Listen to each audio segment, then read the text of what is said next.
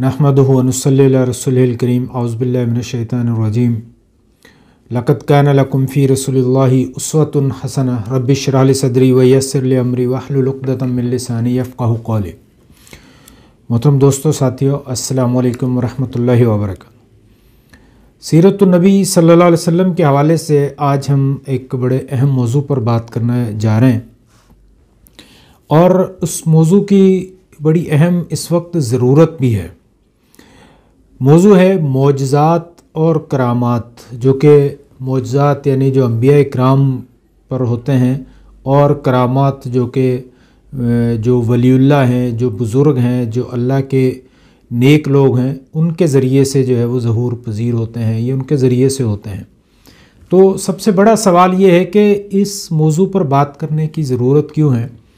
तो इसके साथ साथ कुछ ज़ैली और टॉपिक्स भी हैं, उस पर भी मैं बात करूँगा कि जैसे मौजज़ात जो हैं वो तमाम अंबिया पर जो है वो अल्लाह ताला ने उनके ज़रिए से किए, लेकिन एक नबी ऐसे भी हैं आदम अलैहिस्सलाम, उनका कोई मौजज़ा नहीं है। उस पर आखिर में हम इंशाअल्लाह बात करेंगे। जितने अंबिया इकराम को मबूस फरमाया, उन सब के हाथों, उन सब के ज़रिए कुछ न कुछ मौजज़ात जो हैं वो लाजमी हुए हैं। कोई बड़े मौजज़ात हुए हैं, बहुत सारे भी हुए हैं, जिनमें देखें हम तो जैसे वक्त की ज़रूरत थी, जैसे हालात थे, उसी तरह से मौजज़ात होते रहें। मसलन हम देखें कि मूसा अलैहिस्सलाम के मौजज़ात के बारे में, ईसा अलैहिस्सलाम के मौजज़ात और मोहम्मद सल्लल्लाहु अलैहि वसल्लम के मौजज़ात, तो इनमें एक थोड़ा सा फ़र्क हमें महसूस होगा। दरअसल क्या था कि मौजज़ात क्यों होते हैं, पहले इसको समझें। तो मौजज़ात असल में वो वाक़यात हैं, वो चीज़ें हैं वो जो कि आम तौर पर जो उस वक्त के जो लोग हैं, जो हालात हैं, उसमें वो वाक़यात वो लोग नहीं कर सकते। तो उनको चैलेंज करने के लिए ऐसे वाक़यात किए जाते हैं कि ये जिस नबी के ज़रिए, जिस अल्लाह के बंदे के ज़रिए ये वाक़यात रोनुमा हो रहे हैं, अगर तुम उस पर यकीन नहीं लाते तो देखो कि ये जो है वो ऑथेंटिसिटी है, ये वाक़यात जो हैं वो उस शख्स को प्रूव कर रहे हैं कि ये बंदा वाक़या में अल्लाह की तरफ से भेजा गया है, जिसकी एक वजह है। और दूसरी और भी वजूहात हैं। थोड़ा और दूसरे ज़ाविये से हम देखते हैं कि जब अल्लाह के नबी अपने कौम को, अपनी उम्मत को, अपने लोगों को जब अल्लाह के दीन के बारे में बताते तो लोग उन पर एतराज़ करते कि भाई तुम कौन हो, तुम तो हमारे जैसे ही हो, हमारी तरह से बाज़ारों में घूमते फिरते, खाते पीते हो, हमारे रिश्तेदारों की औलाद हो, हमारी तरह से तुम जो है वो शादियाँ भी की हैं, बच्चे भी हैं, औलाद भी है, सब चीज़ें हैं, तो फिर हम तुम्हारी बात को क्यों मानें। तो अल्लाह ताला उनको एक जब ये मौजज़ा देता है, यानी उनको एक अथॉरिटी देता है जिसके ज़रिए से वो ये साबित करते हैं कि हम अल्लाह की तरफ से हैं, इसलिए मौजज़ात जो हैं वो किए जाते हैं। अब मौजज़ात, मौजज़ा लफ्ज़ की मीनिंग को देखें तो अजज़ से निकला है, यानी आम लोग जो हैं वो काम करने से आजिज़ होते हैं, वो उस वक्त के जो लोग हैं वो काम नहीं कर सकते। जैसे मूसा अलैहिस्सलाम के दौर को देखें तो उस वक्त जादूगरी अपने अरूज पर थी। उस वक्त लोग जो है वो जादू का बोलबाला था, लोग जादूगरों की बहुत इज्जत करते थे और वो जादूगर बड़े बड़े काम करते थे लोगों के सामने, बड़े बड़े शोबदेबाजियाँ की जाती थी। लेकिन जब उनके सामने मूसा अलैहिस्सलाम ने वैसे ये मौजज़ात दिखाए, कुछ ऐसे काम किए कि वो जादूगर होने के बावजूद उससे जो है वो आजिज़ हो गए। मसलन हम देखते हैं कि एक वाक़या कुरान में अल्लाह ताला उसको कोट करते हैं कि जादूगर जो थे वो और मूसा अलैहिस्सलाम का मुनाजरा होता है, मुकाबला होता है, तो जादूगर अपनी अपनी रस्सियाँ फेंकते हैं और वो सारी सांप बनती हैं और चलती हुई नज़र आ रही हैं। अब मूसा अलैहिस्सलाम का नंबर आता है, मूसा अलैहिस्सलाम अपने असा को फेंकते हैं, डालते हैं मैदान में, तो वो एक बड़ा अज़दहा बन जाता है और वो छोटी छोटी सारी रस्सियों को खा जाता है, छोटे सांपों को सबको खा जाता है। इस वाक़े से यानी उन्होंने भी सांप बना दिए और ये भी सांप बन गया। तो जो जादूगर थे वो ये समझ गए कि हमने तो ये शोबदा दिखाया था, एक नज़रबंदी थी, या एक लोगों को ये नज़र आ रहा है कि वो सब सांप बन गए, लेकिन जो मूसा अलैहिस्सलाम ने जो असा फेंका है वो शोबदाबाजी नहीं है, वो एक्चुअल में सांप बन गए। तो हम ये काम नहीं कर सकते, तो ऐसा हम काम नहीं कर सकते, इसका मतलब कि इसके पीछे कोई ऐसी ताकत है, कोई ऐसी कुव्वत कार फरमा है जो इस काम को कर रही है और हम जो है वो उससे आजिज़ हैं, इसलिए वो فوراً جو ہے وہ موسیٰ علیہ السلام پر ایمان لے آتے ہیں۔ دوسرا موسیٰ علیہ السلام کا جو معجزہ تھا کہ وہ بغل میں ہاتھ ڈال کے ایسے نکالتے تو ہاتھ جو ہے وہ روشن ہو جاتا، چمکنے لگ جاتا، جیسے آج کل بلب چمک رہا ہوتا ہے۔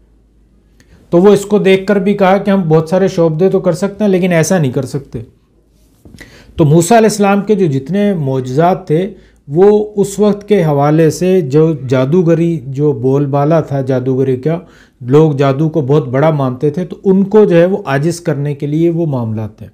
ایسے ہی عیسیٰ علیہ السلام کو دیکھیں تو اس وقت طب، حکمت جو ہے، جو ڈاکٹریٹ ہے، جو لوگوں کو علاج معالجہ ہے، حکمت جو ہے وہ بہت زوروں پر تھی۔ بڑے بڑے حکیم اس وقت تھے، اطباء بہت بڑے بڑے تھے، تو وہ لوگوں کا علاج کرتے، بڑی بڑی بیماریوں کا علاج کرتے۔ تو ان کے مقابلے کے لیے عیسیٰ علیہ السلام کو کون سے معجزے دیے گئے جس سے وہ عاجز ہو جائیں، یعنی حکیم عاجز ہو جائیں؟ تو موسیٰ علیہ السلام کیا کرتے ہیں؟ برص کے مریض کا علاج کرتے ہیں۔ ایک لڑکی 12 سال کی بچی جو ہے اس کا انتقال ہو جاتا ہے تو اس کو کہتے ہیں کم باذن اللہ، تو وہ اللہ کے حکم سے وہ کھڑی ہو جاتی ہے۔ وہ لوگ گھروں سے جو کھا کر آتے ہیں، عیسیٰ علیہ السلام وہ بتا دیتے ہیں کہ تم گھر سے کیا کھا کر آئے ہو، برص کے مریض کو ٹھیک کر دیتے ہیں۔ تو اس قسم کے معجزات جو ہیں وہ ان کا جو دور تھا وہ اطباء کا تھا، طب کا تھا، حکمت کا تھا، تو وہ پھر وہ تھے۔ اب آتے ہیں محمد صلی اللہ علیہ وسلم کے زمانے میں۔ تو نبی صلی اللہ علیہ وسلم کا زمانہ کیا تھا؟ اس وقت لوگ شاعری اور ادب کا، پوئٹری اینڈ لٹریچر کا دور تھا۔ اس وقت جو لوگ تھے وہ شاعری کو بہت پسند کرتے تھے اور بڑے پائے کے شاعر تھے۔ آج بھی عربی لٹریچر کی جب بات کی جاتی ہے تو اس وقت کے جو شاعر تھے ان کی جو شاعری ہے وہ عربی میں اتھارٹی کے طور پر سمجھی جاتی ہے، پڑھی جاتی ہے، اس کی مثالیں دی جاتی ہیں۔ الفاظ کے استعمال کو، اس کے یوز کو متعین کرنا اس وقت کے جو شعراء ہیں ان کے کلام کو جو ہے وہ لیا جاتا ہے۔ اور اس کی ایک بڑی مثال یہ دیکھیں کہ عربی اور اجمی، یہ لفظ آپ نے سنا ہوگا۔ اجمی کا مطلب کیا ہے؟ عربی مطلب عرب کے رہنے والے، اور اجمی مطلب، تو عرب والے کہتے تھے کہ یہ جو دوسرے عجم کے لوگ ہیں، یعنی جو غیر عربی ہیں، انہیں تو عربی بات ہی عربی، یعنی انہیں بولنا ہی نہیں آتا۔ وہ اجمی لفظ کا مطلب کیا ہے؟ گنگے، یعنی یہ تو گنگے ہیں، ان کو بات کرنا بھی نہیں آتی۔ تو یعنی اس حد تک انہیں اپنی زبان دانی پر، لسانیات پر، اپنے ادب پر، شاعری پر ان کا عبور تھا کہ وہ دوسروں کو گنگا سمجھتے تھے۔ اس بات پر وہ فخر کرتے تھے، تکبر کرتے تھے۔ تو نبی صلی اللہ علیہ وسلم کو ایسا معجزہ دیا گیا ہے کہ جو ان کو عاجز کر سکے۔ ویسے تو محمد صلی اللہ علیہ وسلم کے بہت سارے معجزات ہیں جن کی آپ بہت ساری جگہوں پر اس کی تفصیلات بھی دیکھتے ہیں، لیکن جو آپ صلی اللہ علیہ وسلم کا زندہ اور جاوید معجزہ تھا وہ معجزہ قرآن مجید تھا۔ کہ تمام معجزات جو ہیں اصل میں کیا ہے کہ جتنے بھی معجزات عیسیٰ علیہ السلام کے، موسیٰ علیہ السلام کے، محمد صلی اللہ علیہ وسلم کے، ان کو آج ہم ٹیسٹیفائی نہیں کر سکتے، ان کو آج ہم چیک نہیں کر سکتے، ان کو آج ہم ثابت نہیں کر سکتے۔ وہ اس وقت کے لیے تھا، اس وقت کے لوگوں نے دیکھا اور پھر جو ہے وہ بات وہیں ختم ہو گئی۔ لیکن جو محمد صلی اللہ علیہ وسلم کا جو سب سے بڑا معجزہ ہے قرآن مجید، وہ آج بھی ہمارے پاس موجود ہے اور آج بھی جو ہے وہ اسی طرح سے زندہ و جاوید ہے۔ اگر قرآن مجید کو آپ دیکھیں تو اس وقت کے جو لٹریچر اور پوئٹری کی جو بات تھی تو ان کو جو ہے وہ اوپنلی چیلنج کر لیا گیا۔ جیسے حروف مقطعات قرآن مجید میں استعمال ہوئے ہیں، الف، میم، را، صاد، یہ سارے الفاظ، تو انہیں کہا گیا کہ اس کی میننگ بتا دو۔ تو وہ حیران رہ گئے کہ ہم اتنے بڑے ادیب ہیں، اتنا ہمیں لٹریچر ہے، شاعری ہے، لیکن ان حروف کا جو ہے وہ ہم میننگ نہیں کر سکتے۔ انہیں کہا گیا کہ اچھا قرآن مجید کی اس جیسی 10 صورتیں لے آؤ، 10 صورتیں نہیں تو ایک صورت لے آؤ، ایک صورت نہیں تو ایک آیت ہی بنا کر لے آؤ، اور اپنے ساتھ جنوں کو اور حمایتیوں کو بلا لو، پھر بھی تم ایک آیت لے کر آ جاؤ۔ لیکن وہ اتنے بڑے ادیب اور لٹریٹ پرسن ہونے کے باوجود جو ہے وہ اس چیلنج کو قبول نہ کر سکے، اور یہ چیلنج آج تک بھی موجود ہے۔ پھر اس کے بعد دیکھیں کہ وہ دور چینج ہوتا ہے، تو آج کون سا دور ہے؟ آج سائنس اینڈ ٹیکنالوجی کا دور ہے۔ آج ہم کہتے ہیں کہ سائنس اپنے عروج پر ہے۔ آپ کے سامنے سائنسی ایجادات ہیں کہ کس تیزی کے ساتھ وہ پھیل رہی ہیں، کس تیزی کے ساتھ نئی نئی چیزیں آ رہی ہیں، لیکن آج کے دور میں بھی اس معجزے کو آج بھی جو ہے وہ اس سے جو ہے وہ لوگ عاجز ہیں۔ اس میں قرآن مجید کے اندر آپ دیکھیں کہ اس کو بک آف سائنس کہا جاتا ہے، SIGNS، سائنس، آیات کی بک۔ اس میں 1000 کے قریب، یعنی ٹوٹل 6600 جو آیات ہیں، ان میں سے 1000 آیات جو ہیں وہ سائنس پر بات کرتی ہیں، انسان کی تخلیق پر بات کرتی ہیں، زمین و آسمان کی بات پر بات کرتی ہیں، زمین کی بناوٹ کی بات کرتی ہیں، انسان کی بناوٹ کی بات کرتی ہے، واٹر سائیکل کی، ان سب کی، یعنی سائنس کے اوپر جو ہے وہ تقریباً 1000 آیات اس پر موجود ہیں۔ اور بڑے مزے کی بات یہ کہ اتنی سائنس کی ترقی ہونے کے باوجود آج سے 1500 سال پہلے جو کتاب بھیجی گئی، جو سائنسی حقائق اس میں بیان کیے گئے، ان میں سے ایک بھی ایسا نہیں ہے کہ جو غلط ثابت ہوا۔ تو پتہ یہ چلا کہ یہ معجزہ شاعری اور ادب کے دور میں بھی تھا، اور یہ معجزہ سائنس کے دور میں بھی آج بھی اسی طرح سے موجود ہے۔ 1500 سال ہونے کے باوجود آج تک جو ہے وہ ایک آیت ایسی بنانے کا جو ہے وہ چیلنج آج تک اس کو قبول نہیں کیا گیا، بلکہ اس کے اوپر کوئی ایسا کام نہیں کیا گیا کہ جو سامنے رکھا جائے کہ ہاں جی یہ دیکھیں یہ کام کیا ہے، پھر چاہے غلط ہی کیا ہو، یعنی اٹیمپٹ بھی نہیں کی گئی۔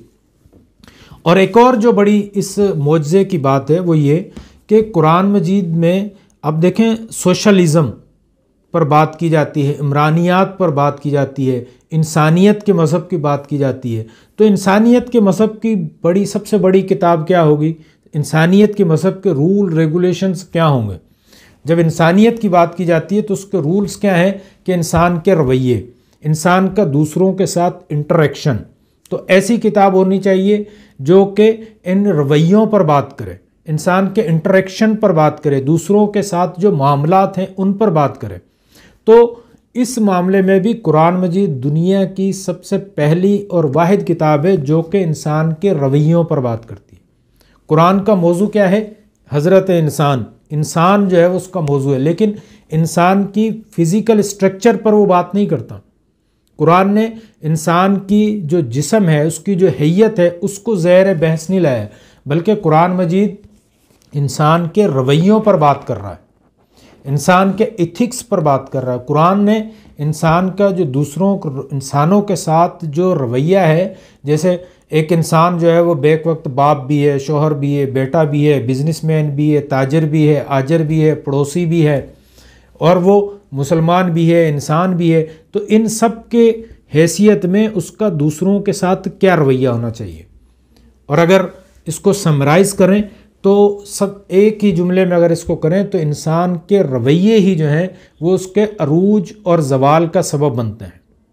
اب مختلف حکومتیں دیکھ لیں، مختلف مملکتیں دیکھ لیں، مختلف دور دیکھ لیں، تو اس کے اندر انسان کے رویے ہی اس کو اونچا لے کر جاتے ہیں، اور اس کے رویے ہی جو ہے وہ اس کو زوال پذیر کر دیتے ہیں۔ تو قرآن میں اللہ تعالیٰ نے انسان کے رویوں پر بات کی ہے کہ اس کو اپنے رویے کیسے رکھنے چاہیے، اس کو اپنے معاملات کیسے رکھنے چاہیے۔ تو یہ اگر کوئی شخص سوشلسٹ کے حوالے سے، سوشلزم کے حوالے سے بات کرتا ہے تو تب بھی قرآن جو ہے وہ ایز اے معجزہ، یعنی اس جیسی کتاب دوسری پیش نہیں کی جا سکتی۔ اگر ہسٹری میں دیکھیں تو قرآن ہی وہ سب سے پہلی کتاب ہے اور واحد کتاب ہے جو انسان کے رویوں پر بات کرتی ہے، مکمل رویوں پر بات کرتی ہے، اور رویوں کے عروج و زوال پر بات کرتی ہے۔ تو آج کے ٹاپک کا جو دوسری بات تھی کہ کرامات کے حوالے سے، کہ کرامات کیا ہیں؟ وہ بھی جو ہے وہ جو اللہ کے جو نیک لوگ ہوتے ہیں ان کے ذریعے سے کچھ ایسی واقعات ہوتے ہیں جن کا کرنے والی ذات صرف اللہ تعالیٰ ہوتی ہے۔ تو ایک چیز اور کہ ہمیں جو عقیدہ کیا رکھنا ہے وہ یہ کہ معجزات ہوں یا کرامات ہوں، وہ دونوں اللہ کی طاقت اور اللہ کی مرضی سے وقوع پذیر ہوتے ہیں۔ اس میں نہ تو نبی کی طاقت اور نہ نبی کی مرضی اس میں شامل ہوتی ہے۔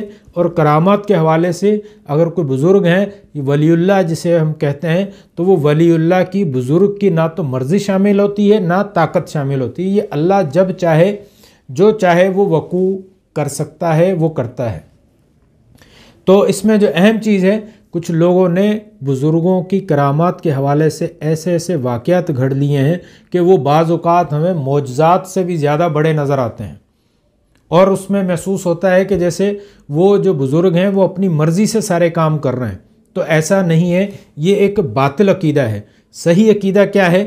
صحیح عقیدہ اللہ تعالیٰ سورہ عنکبوت میں جو فرماتے ہیں نبی صلی اللہ علیہ وسلم کو سورہ عنکبوت کی سورت نمبر 29 اور آیت نمبر 50. وقالوا لولا انزل علیہ آیۃ من ربہ، وہ کہتے ہیں کہ اس پر کچھ نشانیاں یعنی معجزات اس کے رب کی طرف سے کیوں نازل نہیں ہوتی. یعنی نبی کو یہ کہا جا رہا ہے، اعتراض لگاتے ہیں وہ لوگ کہ اگر یہ نبی ہے تو اللہ کی طرف سے اس پہ نشانیاں نازل ہوں. تو نبی اس کے جواب میں کیا کہہ رہے ہیں کہ وہ کہہ رہے ہیں کہ کل، اللہ تعالیٰ کہہ رہے ہیں نبی ان کو کہہ دو کل انما الآیات عند اللہ، کہ یہ جو نشانیاں ہیں یہ تو اللہ کی طرف سے ہیں، یہ اللہ ہی چاہے گا تو نازل ہوں گی، اللہ کے ہی اختیار میں ہیں. وَإِنَّمَا أَنَا نَذِيرٌ مُبِينٌ، تو میں تو صرف لوگوں کو ڈرانے والا ہوں. سورہ عنکبوت آیت نمبر 50. تو میں تو کھلم کھلا آگاہ کر دینے والا ہوں، بتانے والا ہوں. تو کرامات بھی ایسے ہی ہیں کہ وہ بزرگ کی اپنی طاقت سے اپنی مرضی سے نہیں ہوتی. یعنی ہمارے ہاں کچھ کرامات جو مشہور ہیں جو لوگوں نے مختلف بزرگوں کے نام پر منسوب کر دی ہیں کہ وہ بزرگ نے جو ہے وہ 12 سال کی کشتی کو جو ہے وہ پار لگا دیا. ایک عورت آتی ہے، وہ کہتی ہے کہ میرے بیٹے کا انتقال ہو گیا، وہ تمہارا مرید تھا تو اس کو دوبارہ زندہ کرو. اب بزرگ جو ہیں وہ دیکھتے ہیں اسرائیل جو ہے وہ ایک تھیلا لے کر جا رہے ہیں جس کے اندر اس وقت ساری قبض کی گئی روحیں ہیں. تو وہ ہاتھ بڑھاتے ہیں، اس تھیلے کو چھین لیتے ہیں، الٹ دیتے ہیں، تو وہ ساری روحیں جو اس وقت قبض کی گئی تھیں وہ ساری زندہ ہو جاتی ہیں. تو یہ کیا ہے کہ یہ معجزات کے مقابلے میں صرف اپنے جو 2 نمبر عقائد ہیں ان کو ظاہر کرنے کے لیے یہ ایسی باتیں گھڑی جاتی ہیں. جبکہ انبیاء کرام بھی کیا کہہ رہے ہیں کہ عیسیٰ علیہ السلام کیا کہہ رہے ہیں، قم بإذن اللہ، یعنی اللہ کے حکم سے تم کھڑے ہو جاؤ.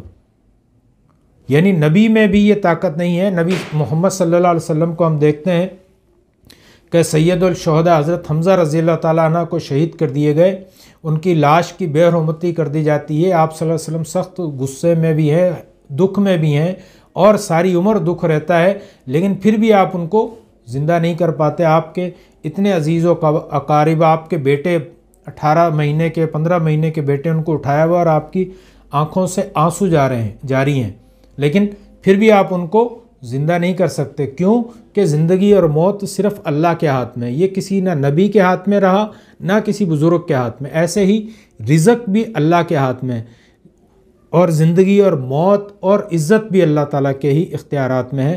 تو اللہ تعالیٰ جب چاہے جو معجزہ یا جو چاہے وہ کر سکتا ہے، لیکن انسان کے اختیار میں نہیں ہے کہ وہ اپنی طرف سے معجزات یا کرامات کو دکھا سکے. اور جو آدم علیہ السلام کو کوئی معجزہ نہیں دیا گیا تو اس کی کیا وجوہات تھیں؟ تمام انبیاء اکرام کو جو ہے وہ معجزات دیے گئے، ان کے ساتھ ایسی چیزیں کی گئیں. تو آدم علیہ السلام کو معجزہ نہیں دیا گیا، وہ اس وجہ سے کہ معجزات کی ایک وجہ یہ بھی ہوتی ہے کہ جو اس وقت کے لوگ ہیں وہ نبی سے نشانیاں مانگتے ہیں.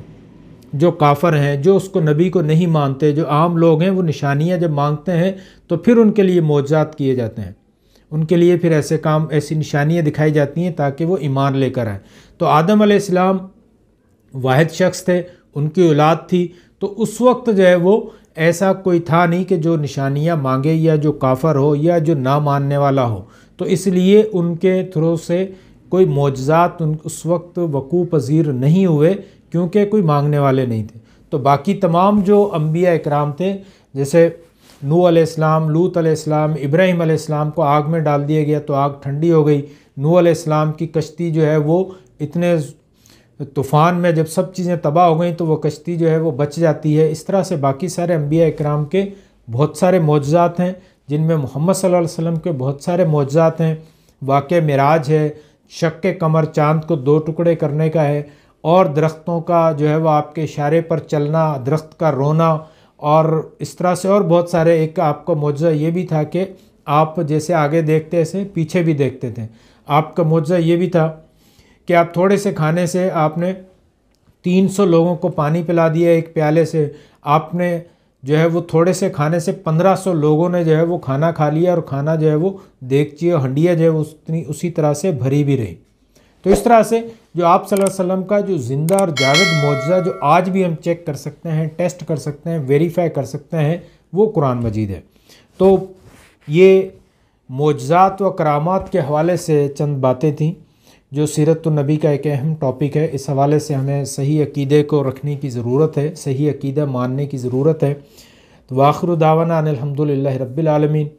اس ٹاپک کے بارے میں آپ کی کوئی رائے ہو، کوئی سوالات ہوں تو وہ لازمی آپ کمنٹ سیکشن میں دیجیے گا، تاکہ ہم مزید آگے جو ہے وہ اچھی گفتگو، اچھے موضوعات پر گفتگو کر سکیں۔ بہت شکریہ، اپنا اور اپنے دوستوں کا، اپنے محلے کا، سب کا خیال رکھیے گا۔ السلام علیکم ورحمۃ اللہ وبرکاتہ۔